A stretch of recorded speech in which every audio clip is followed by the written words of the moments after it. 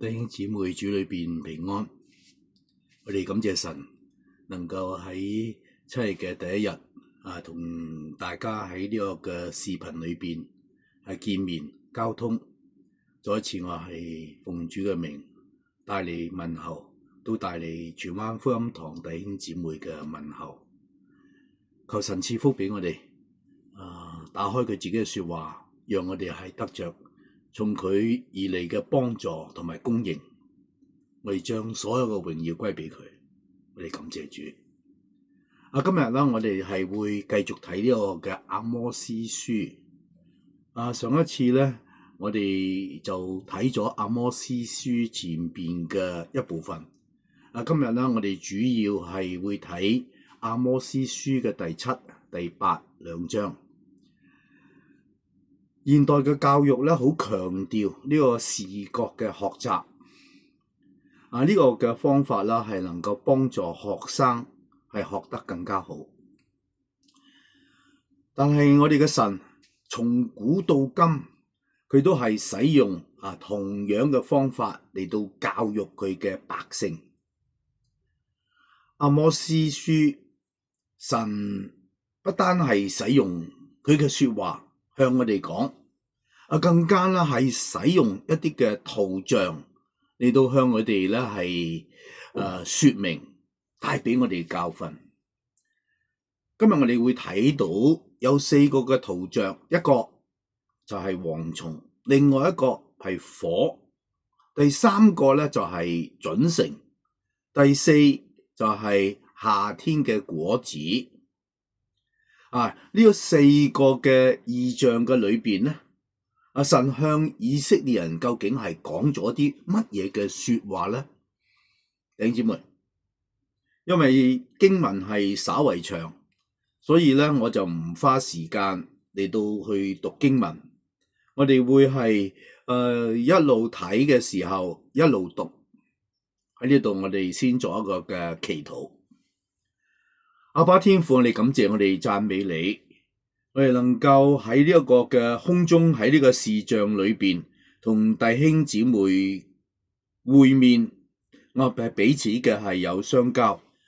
我哋感謝你科技嘅發達，雖然我哋係相隔幾千里，但係我哋可以係藉着呢個平台，係將你自己寶貴嘅信息、你嘅教訓嚟到去大家彼此嘅分享。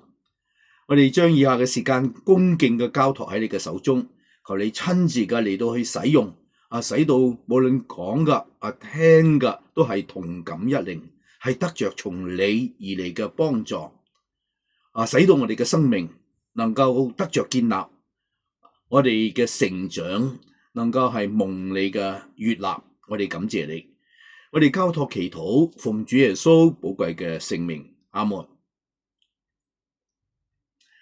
我哋今日咧嚟到去睇呢個阿摩司書呢個嘅第7、第8章。咁阿摩司書咧，剛才我已經係講咗啦，就係一本咧係非常之嚴厲嘅書，係講到咧呢個嘅審判嘅事情。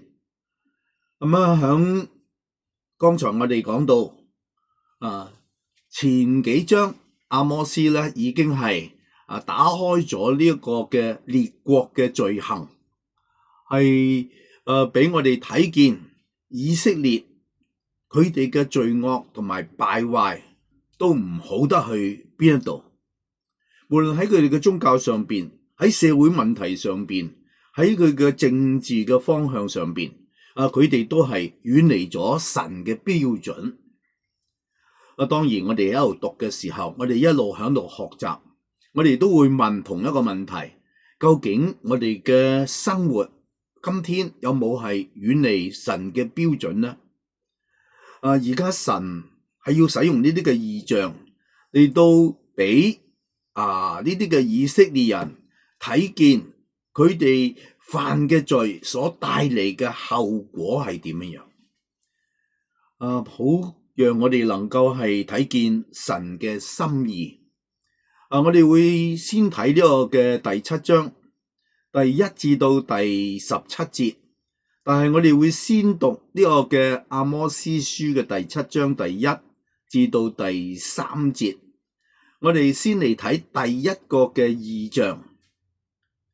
主耶和華指示我一件事，為王割菜之後，菜又發生。剛發生的時候，主造蝗蟲，蝗蟲吃盡那地的青物。我就說：主耶和華，求你赦免，因為雅各微弱，他怎能站立得住呢？耶和華就後悔說：這災可以免了。我哋讀到就係蝗蟲嘅發生，出現喺呢個嘅地方，但係呢個係一個嘅圖像，俾我哋去認識到神要我哋要以色列人去學習嘅一啲嘅教訓。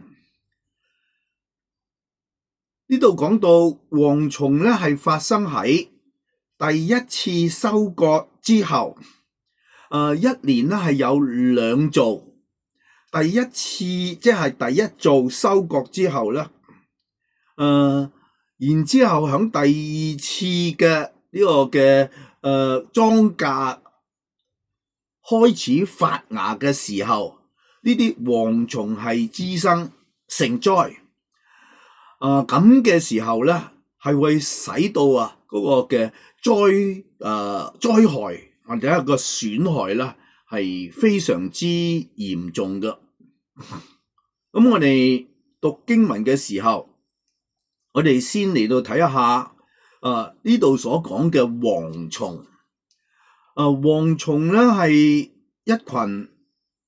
如果係1方公里咁闊嘅，佢哋佔領個空間咁大嘅，可以有係4000或者係5000萬隻，4000到對唔住，應該係4000到8000萬隻，係非常之大嘅量嘅。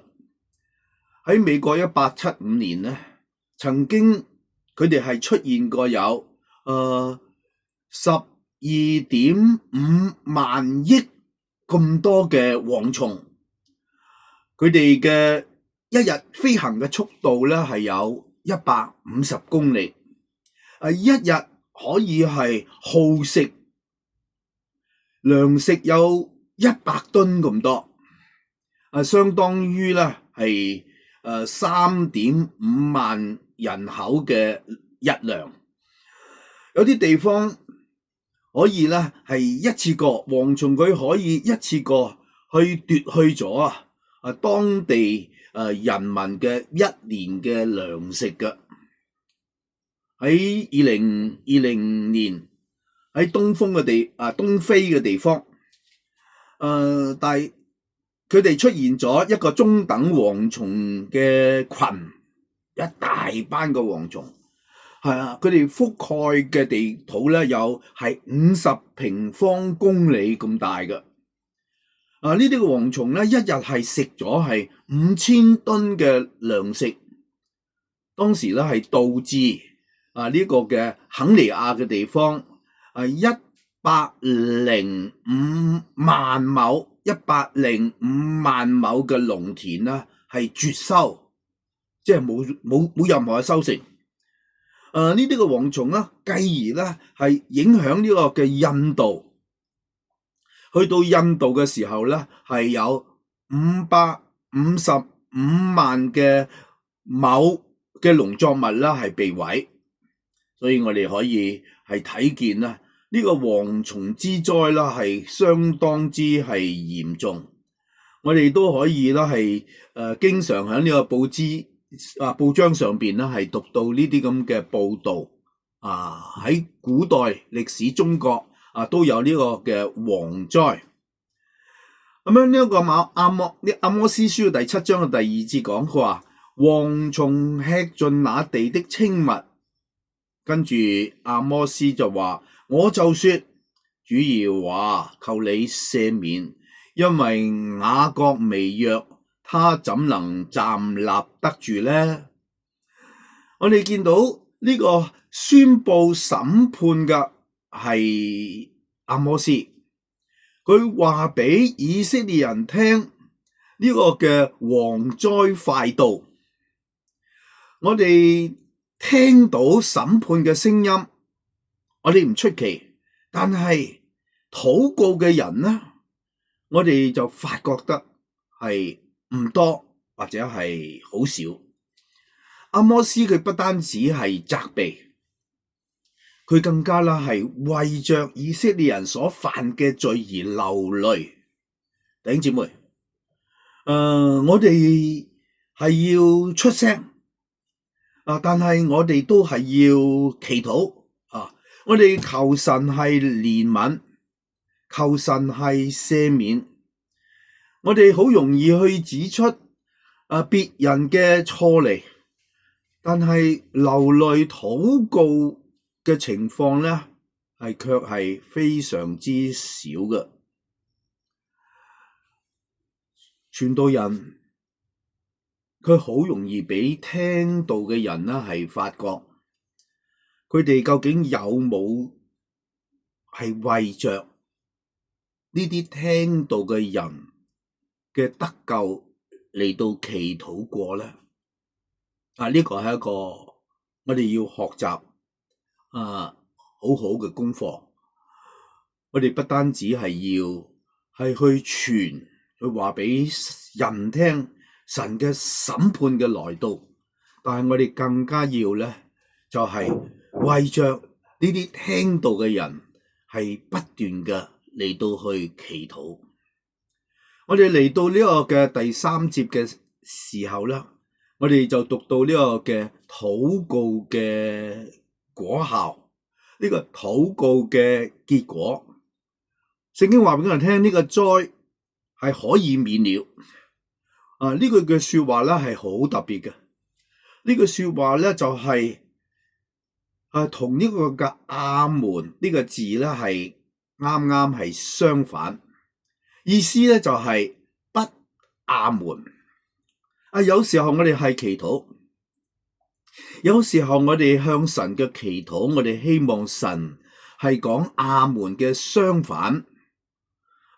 好叫呢個嘅災禍咧係唔會係臨到，結果神話這災可以免了。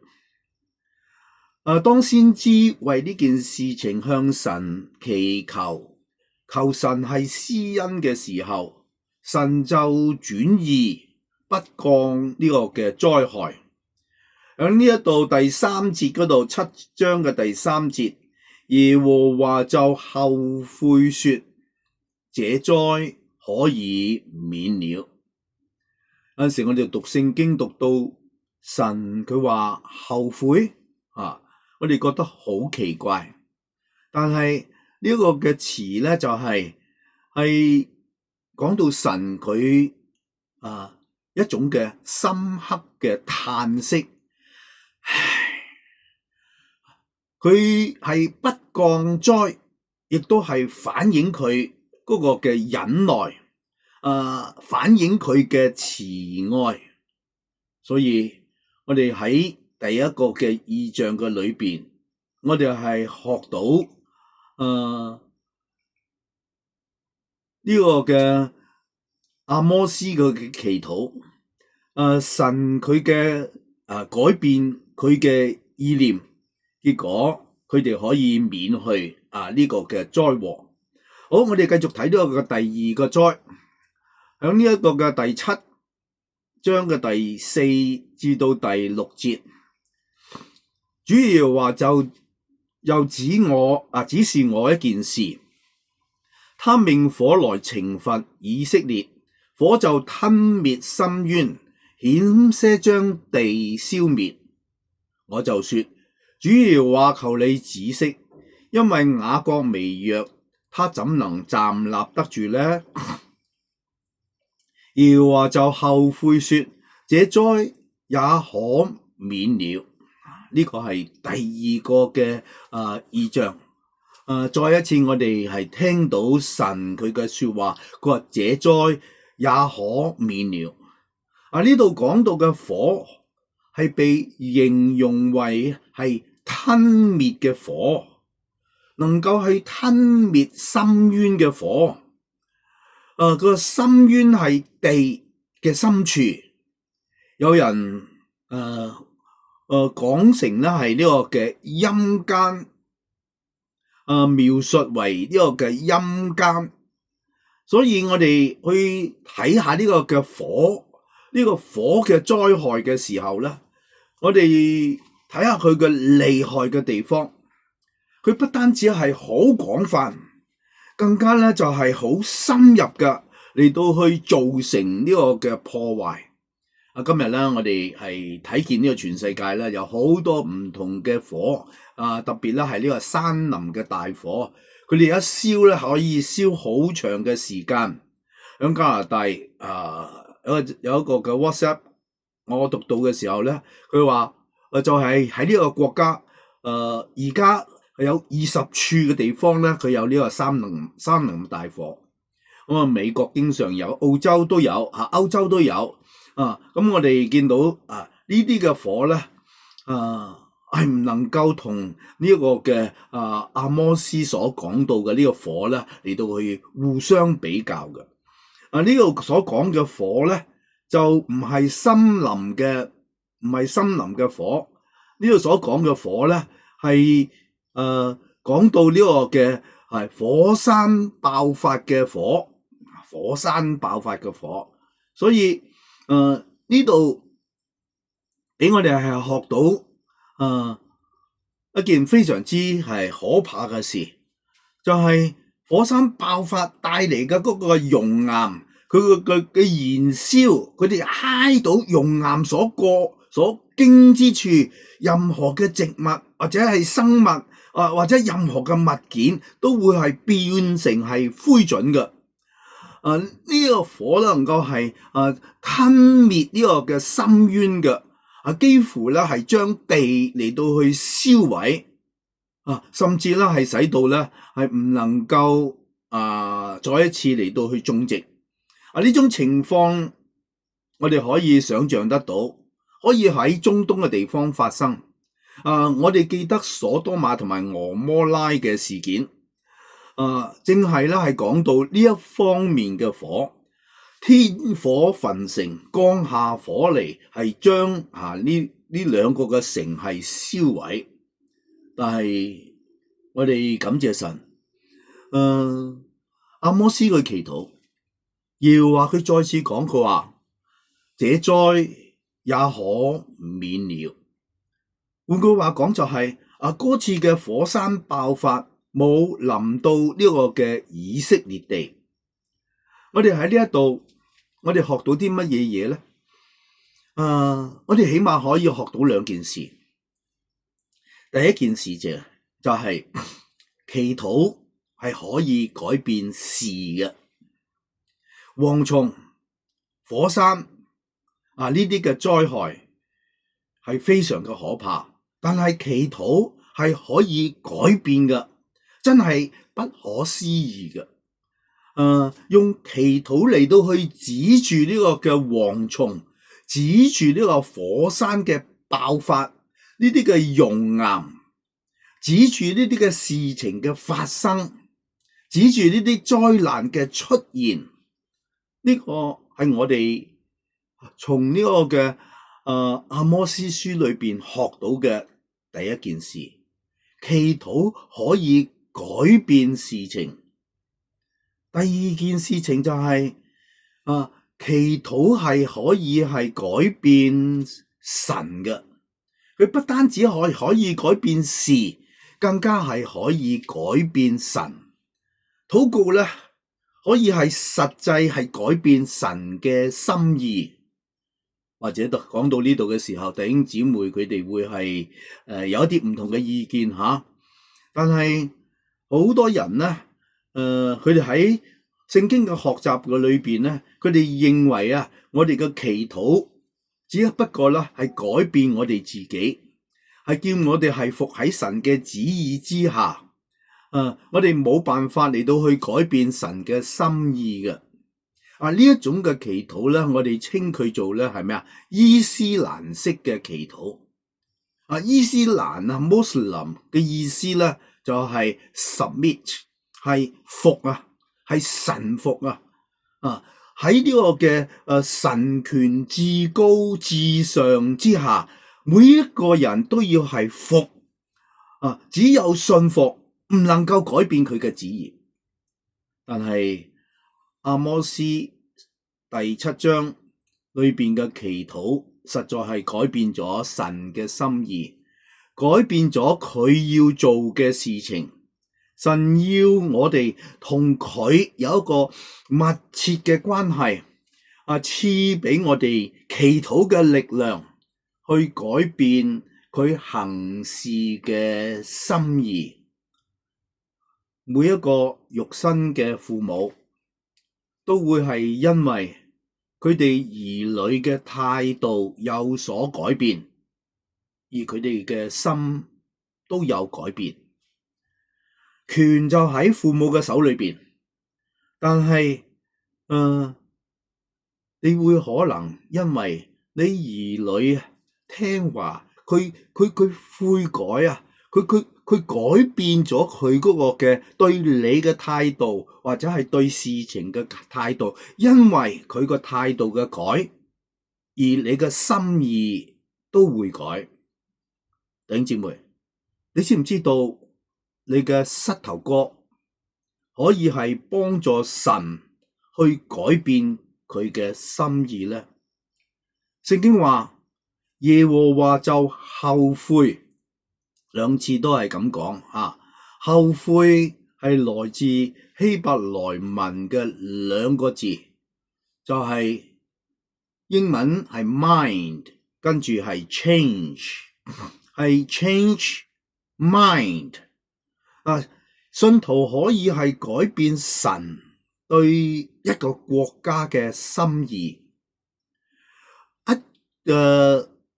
一個國裏邊嘅百姓，神對佢哋嘅心意可以係改變，改變一個國家嘅，甚至佢嘅命運。禱告改變事，禱告亦都改變神，因為神係掌管萬事。繼續落嚟，我哋睇第3個嘅異象。就係喺呢一個嘅阿摩司書嘅第7章第7節，他又指示我一件事，有一道牆是按準繩建築的，主手拿準繩站在其上。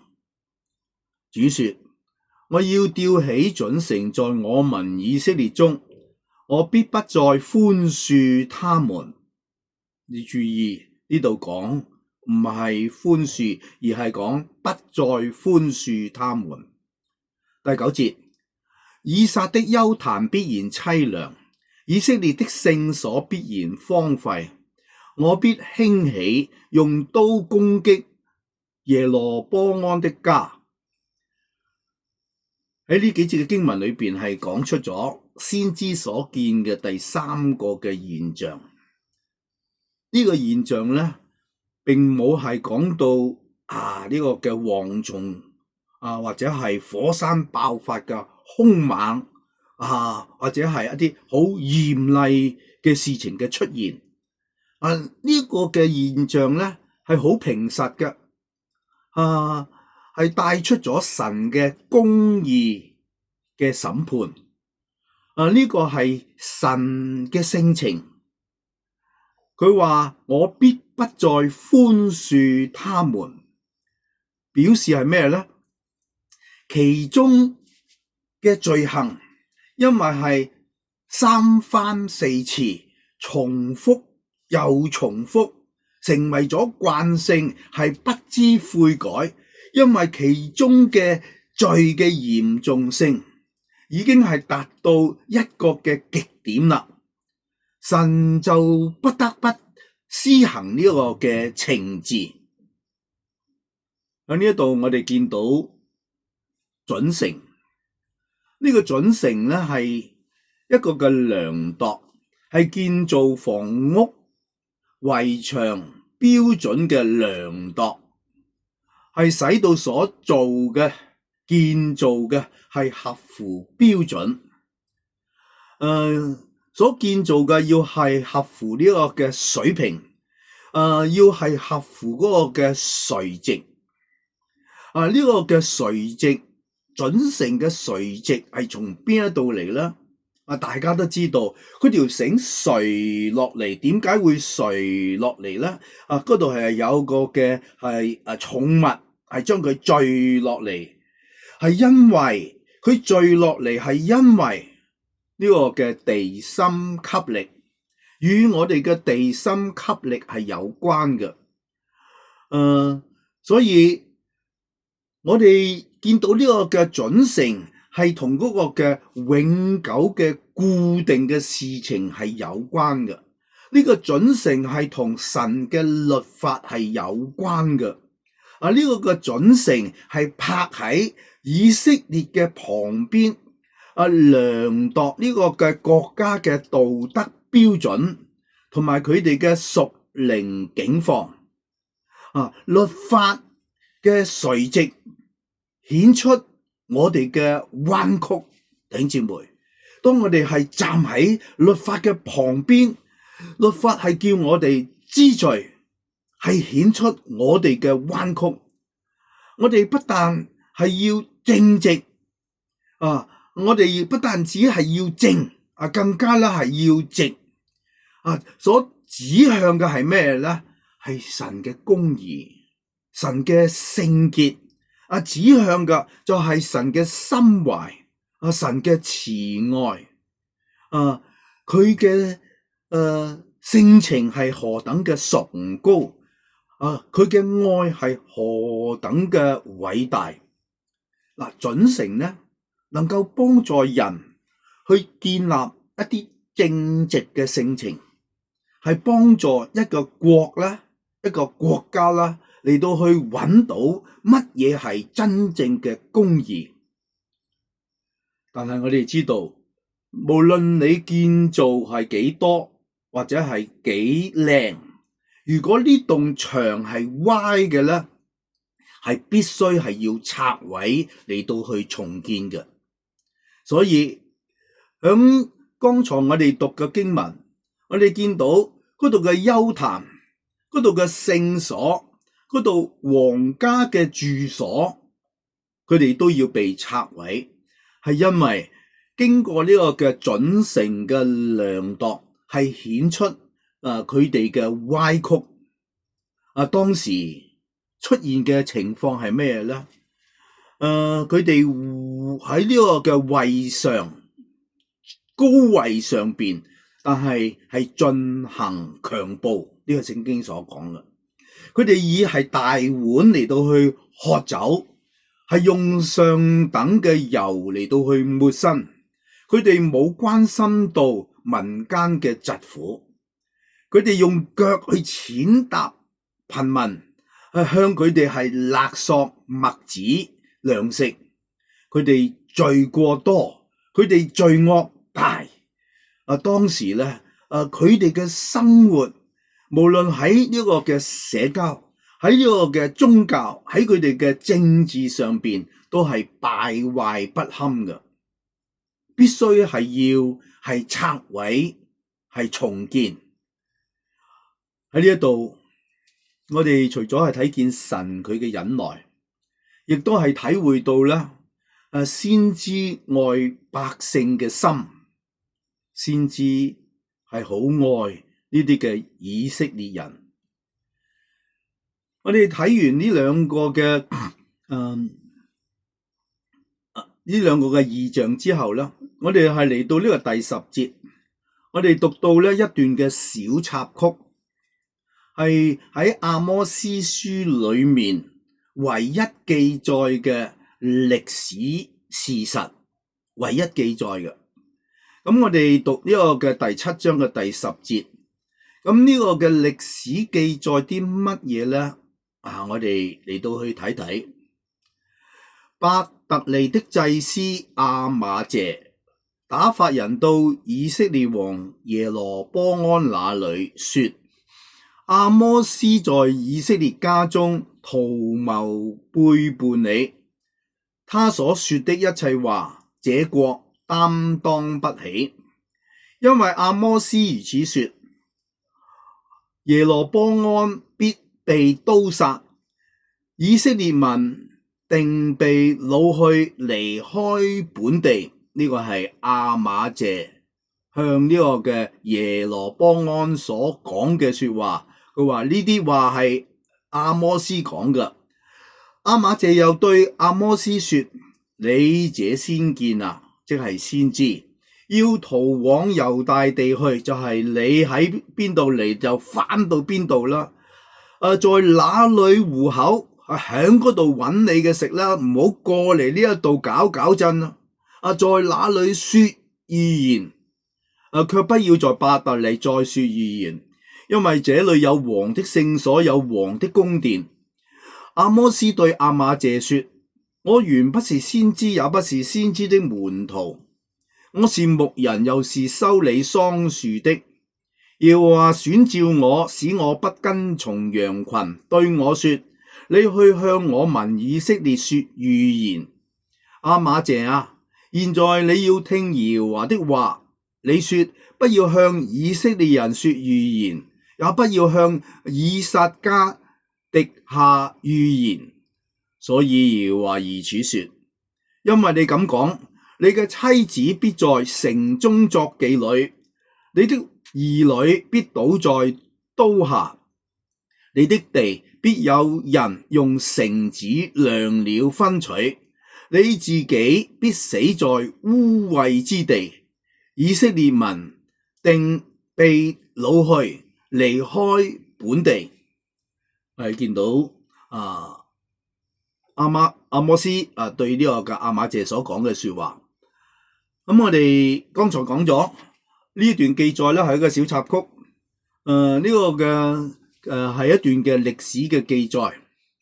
呢件事情嘅發生咧，係一名偶像嘅敬拜嘅祭司，呢個亞瑪謝，佢係敬拜偶像嘅。佢控訴呢個嘅先知阿摩斯。佢講到佢自己個嘅說話，佢控告阿摩斯話佢嘅言論啦係非常嘅可惡。中國人有一句嘅說話，佢話國之將亡，必有妖孽。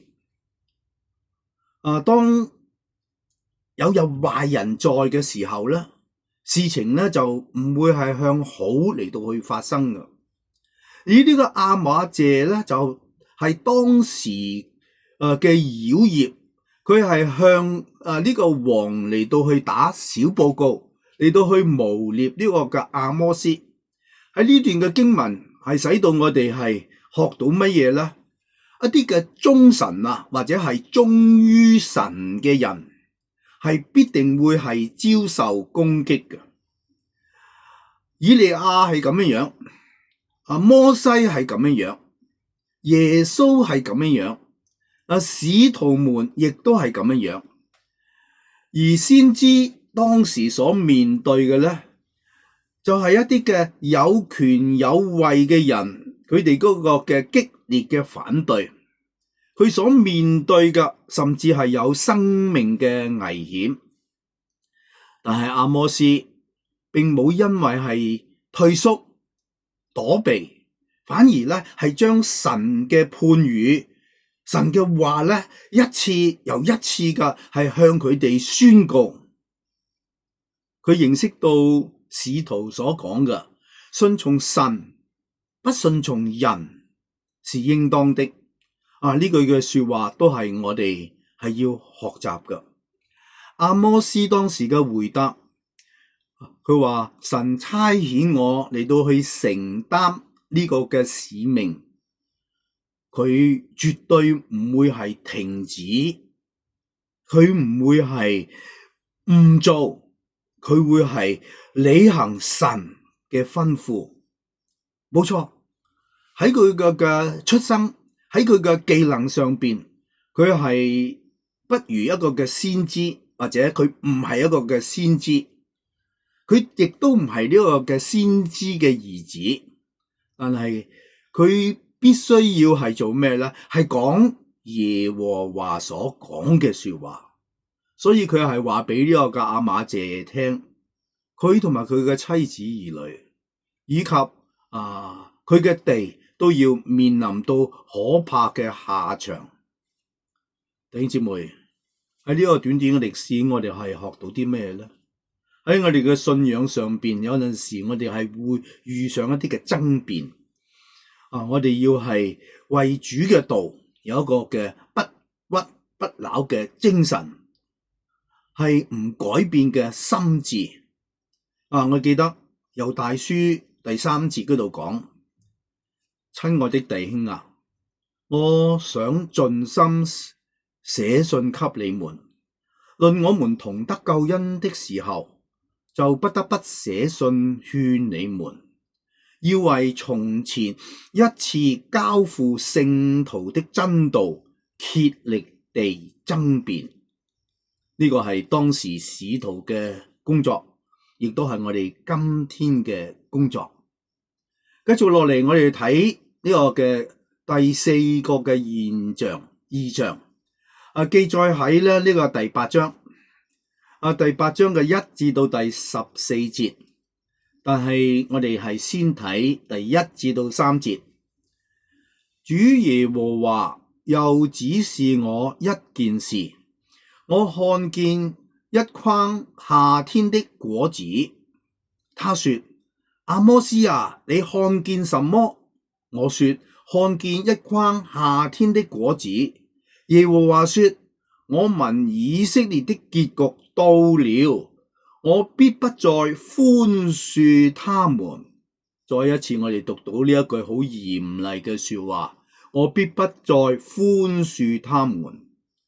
主耶和華說：那日殿中的詩歌變為哀號，必有許多屍首在各處拋棄，無人作聲。喺呢度先知講到第4個嘅比喻，第4個嘅現象係承接上邊準成嘅呢個嘅比喻。神已經係量度呢個以色列人嘅罪惡，佢唔會再次嘅去赦免佢哋。呢個嘅夏天果子嘅呢個嘅比喻咧，個重點喺邊度咧？夏天嘅果子係唔能夠係放得好耐噶。今日我哋個個人都有冰箱，我哋可以擺呢啲嘅生果咧喺雪櫃嘅裏邊，可以留一段好長嘅時間。但係當然當日係冇呢個咁嘅設備，冇呢咁嘅發明。呢啲嘅喺夏天所結嘅呢啲果子咧，係唔能夠久長嘅，係唔能夠放得好耐嘅。夏天係天氣好熱，係會加速呢啲嘅水果呢啲果子嘅腐朽。譬如好似草莓啦、香蕉啦，如果呢個擺喺嗰度咧，係過幾日佢已經熟咗噶啦，好快脆，佢咧就會係變壞。意思係咩咧？係顯示神嘅懲罰係逼近眉梢，好快脆就會嚟到，係向以色列人所發出嘅警告。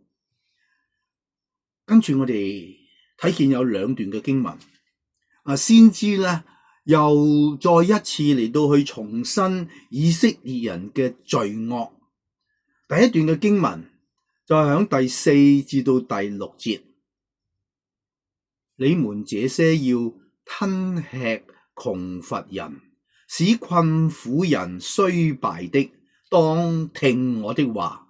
你們說，月朔幾時過去？我們好賣糧。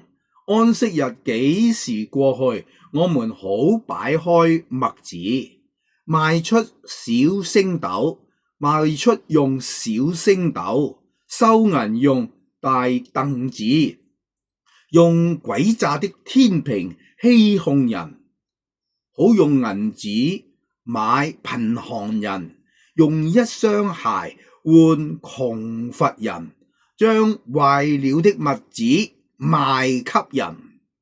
從經文裏邊我哋睇見呢啲嘅人佢哋嗰種嘅貪婪同埋詭詐。我哋讀嘅時候咧，我哋都唔使講啊，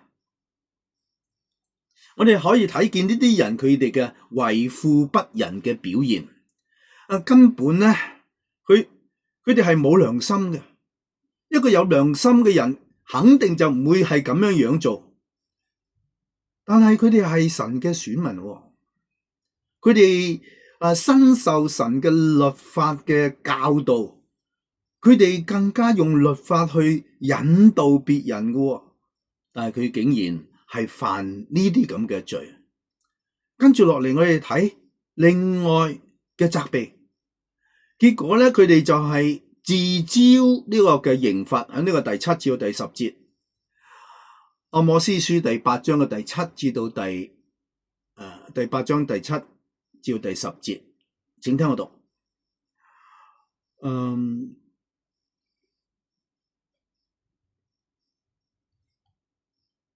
第7節，耶和華指着雅各的榮耀起誓說，他們的一切行為，我必永遠不忘。地豈不因這事震動？記得冇幾耐，佢哋有一個嘅地震，呢個係歷史嘅記載。其上嘅居民不也悲哀嗎？地必全然像尼羅河漲起，如同埃及河湧上落下。主耶和華說，到那日，我必使日頭在午間落下，使地在白晝黑暗。我必使你們的節期變為悲哀，歌曲變為哀歌。眾人腰束麻布，頭上光禿，使這場悲哀如喪獨生子，至終如痛苦的日子一樣。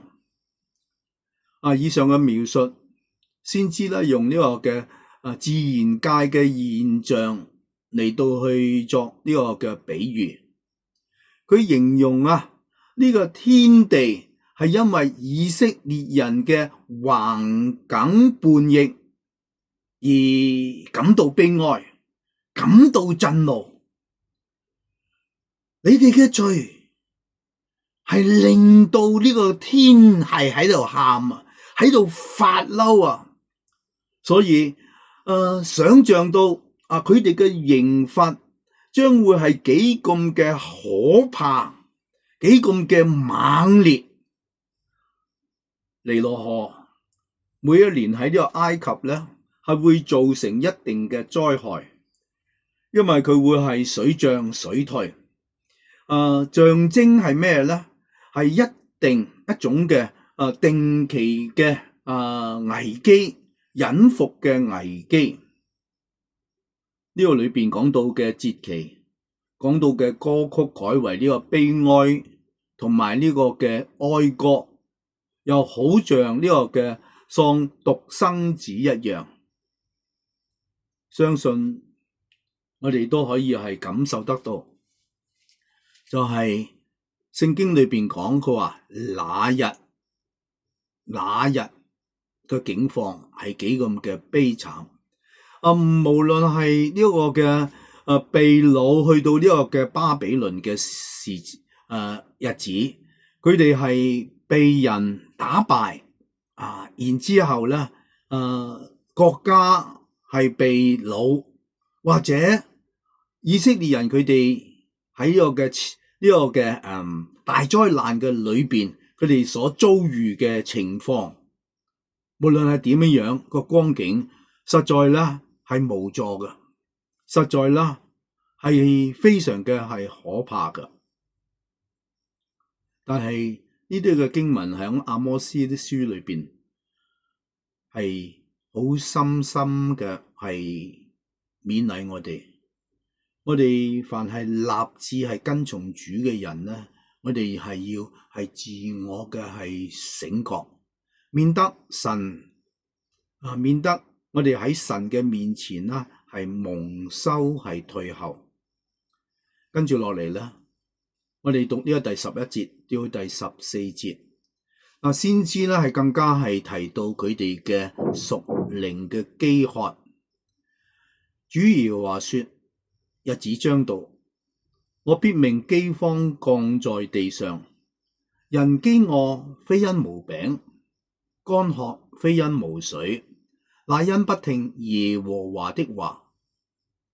他們必漂流，從這海到那海，從北邊到東邊，往來奔跑，尋求耶和華的話，卻尋不着。當那日，美貌的處女和少年的男子必因乾渴發昏。那指着撒瑪利亞牛犢起誓的說：但我們指着你那裏的活神起誓，又說我們指着別是巴的神道起誓，這些人都必仆倒，永不再起來。後邊第14節係講到呢啲係拜偶像嘅人嘅結局。以色列人原本就唔應該有屬靈嘅飢渴嘅現象，係咪？佢哋有神嘅律法，佢哋有先知，佢哋有好好嘅敬拜嘅制度，因為佢哋有神嘅聖言，有神嘅應許，有神嘅同在，佢哋唔應該有呢個嘅靈性嘅飢餓嘅。但係先知喺呢度講，佢話佢指住嘅就係那日，就係神憤怒嘅日子，係懲罰嘅日子。佢哋嘅飢渴係因為係冇咗神，佢哋嘅飢渴係因為冇咗神嘅說話。弟兄姊妹，今日我哋有神嘅說話，我哋要珍惜神嘅說話，我哋要好好去讀神嘅說話。我哋記得，如果以色列人佢哋係離開神嘅時候，喺呢個嘅申命記裏邊咧，摩西佢曾經講過，如果佢哋離開神，到時候佢哋要去尋求，但係已經係失去咗一個寶貴嘅機會，佢哋冇辦法嚟到去尋得到。試問咁樣嘅一篇嘅信息，會對我哋帶嚟一啲咩嘅意義呢？嗰啲係面對強敵呢個亞述國嘅以色列人，對佢哋嚟講，佢哋好快脆會被擄。當我哋想到呢個夏天嘅果子呢個現象嘅時候，究竟佢哋有冇諗到悔改呢？有冇諗到啦離開佢哋一直所行嘅路呢？佢哋有冇諗到係回轉歸向神呢？如果我哋讀完呢個第9章嘅時候，先知阿摩斯嘅預言呢，就此係結束。但係佢嘅說話嘅裏邊，俾我哋睇見人嘅貪婪，人嘅頑劣，亦都係體會到咧神嘅忍耐，神嘅寬容，同埋佢最後公義嘅審判。當然呢啲係應該成為咗我哋今日信徒屬靈生命裏面嘅境界。求神賜福俾我哋，我哋都係祈禱。天父，我哋感謝你俾我哋以上時間，我哋感謝你寶貴嘅說話，俾我哋嘅提醒。我哋承認到我哋有好多好多嘅地方都係唔得你嘅喜悅。求神你憐憫幫助。我哋知道我哋有好多嘅虧欠，就讓我哋係悔改，係不至於係落入呢啲嘅審判嘅言辭嘅裏邊。但係我哋更加感謝你，當我哋認我哋自己嘅罪，你係信實嘅，係公義嘅，係必定赦免我哋嘅罪。耶穌基督喺十字架上面嘅寶血係要洗乾淨我哋一切嘅罪，我哋將榮耀歸俾你，求你賜俾我哋喜樂平安，能夠好好嘅與你相交，跟從你，享受天天與你嘅同在。我哋獻上祈禱，同心讚美，將榮耀歸俾你，奉主耶穌寶貴嘅聖名，阿門。多謝大家。